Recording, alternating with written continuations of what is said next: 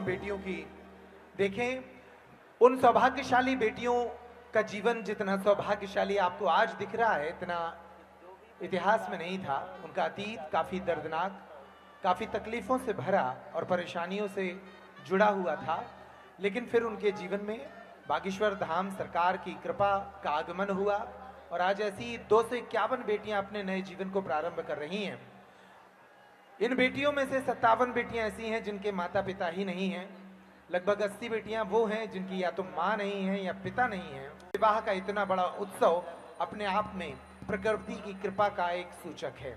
देखिए, ये बेटियां आज कितनी सौभाग्यशाली हैं कि इनके विवाह में इनको आशीर्वाद देने के लिए भारत की माननीय राष्ट्रपति श्रीमती द्रौपदी मुर्मू यहाँ पधारी थी। ये कितने सौभाग्य की बात है कि इनकी शादी में कई सांसद आए हैं, कुछ और नए जोड़े मंच पर आए हैं जिनके वरमाला का कार्यक्रम होगा। लेकिन उसके पहले हम एक बेटी की कहानी को स्क्रीन पर देखेंगे, आपको ये एहसास दिलाने के लिए कि जिन बेटियों के यहाँ विवाह हो रहे हैं उनके जीवन का संघर्ष क्या था, ताकि आप उनके जीवन से जुड़ सकें, उनकी भावनाओं से जुड़ सकें।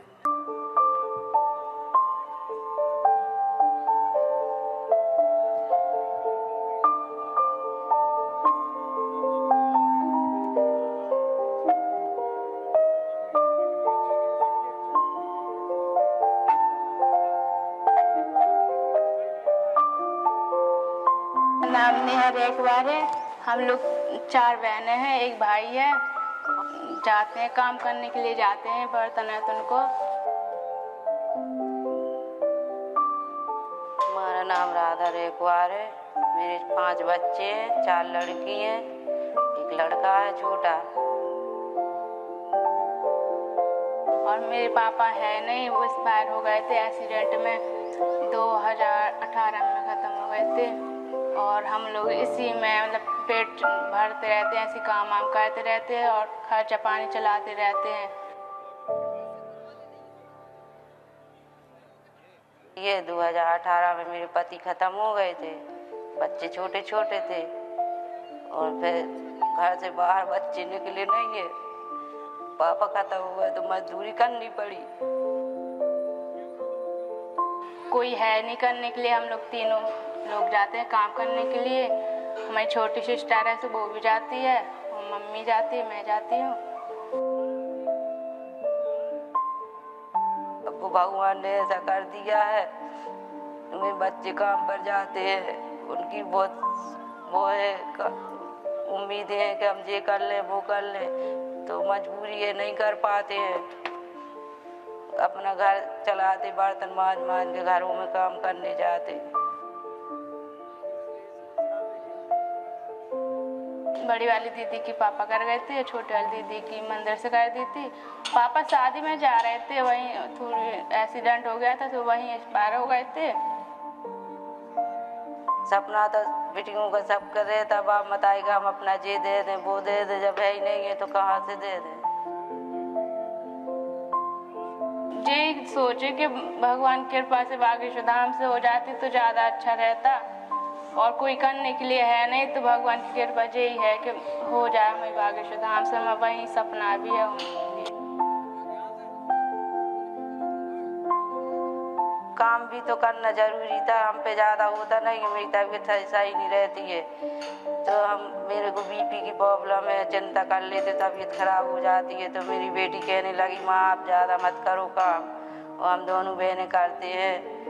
अब इसकी शादी हो जाएगी तो और दिक्कत हो जानी है, उतना काम नहीं करना पड़ेगा। महाराज जी से तो यही क्या विचार है कि हमें बहुत अच्छा लग रहा है कि आप हमारी वहाँ शादी कर दोगे तो और अच्छा रहेगा। मम्मी को बहुत तकलीफ होती रहती है, और यही भगवान से यही कृपा है कि हो जाए हमें वहाँ से। तो खुश हो रहा, बहुत अच्छा लग रहा है कि हम बागेश्वर धाम से शादी हो रही। गुरुजी से यही प्रार्थना है हमारी कि बहुत खुश हुए हम। गुरुजी ने हमारी सुन ली। वो रात न दिन चिंता लगी रहती थी, और मुझे जैसी पता चला रात को तो बहुत खुश हुए। रात न दिन चिंता रहती थी बहुत।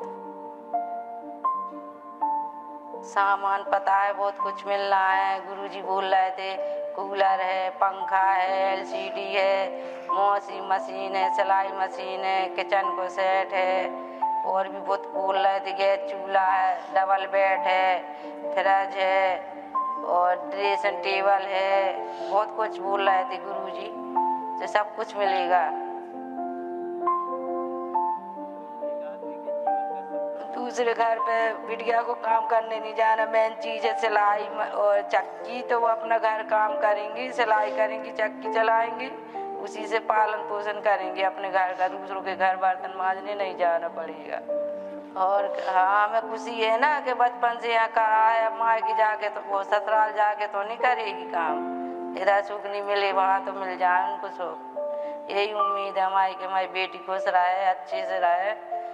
याद बचपन से दुख झेले हैं, अपने ससुराल में मत झेले।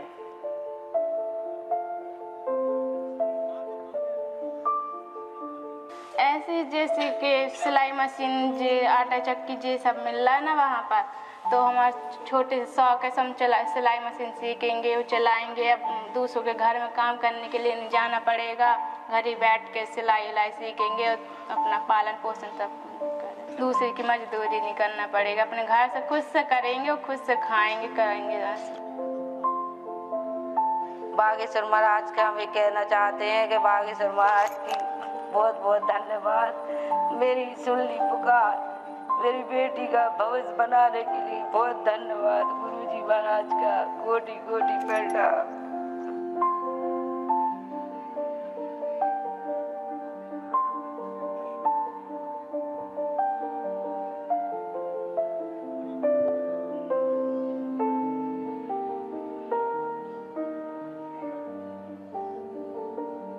आप सभी की आंखें सजल हुई इस कहानी को देखकर।